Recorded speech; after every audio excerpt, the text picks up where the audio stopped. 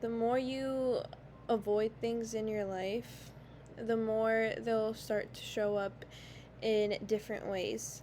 The things that we refuse to face, it has a way of reflecting back at us. Like, I've noticed in my own life that whatever I avoid, it doesn't really go away. I'm not really able to avoid it. It just comes back differently. It's a different situation, a different scenario, but it's always the same core lesson. Whether it was, the anger I refused to feel, the grief I tried to run from, or the insecurities that I buried, they kept reflecting back at me. Whether it was through people, through situations, experiences, and it only really stops when you stop running from it, when you choose to look at it. Um, I don't know. It's almost like the universe has a weird way of communicating with the soul. It's not direct, it's not through words, but it's through patterns and cycles, and it's through repetition. It's through the things that keep showing up in our lives until we decide to pay attention. And I think at the end of the day, it's all just energy. Every pattern you see, every cycle, it's all just pure energy. And when you avoid it, the energy, it doesn't go away. It has nowhere to go. And it just bottles up inside you until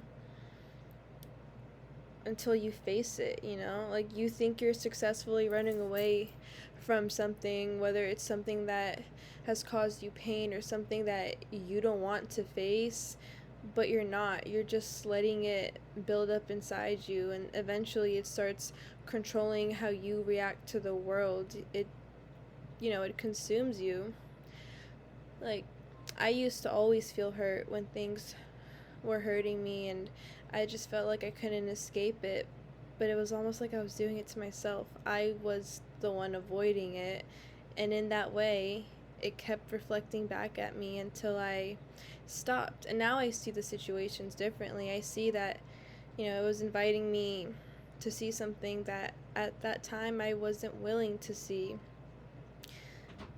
The harder I resisted things, I feel like the louder it would get. It's literally like a ringing in your ear. Like, the harder you resist, the louder it gets, you know?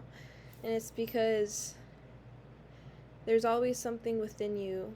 I think it's in everyone. Deep down, there's always something within you that's asking to grow, that's asking to change. Because, that's at our core. We're always trying to evolve, whether we consciously realize it or not. And sometimes the biggest achievements come from you stop just stopping just stopping and facing the things that you might be running from.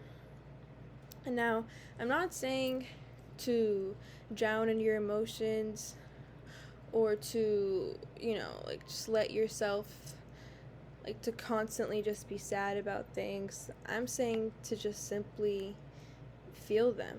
Don't resist them.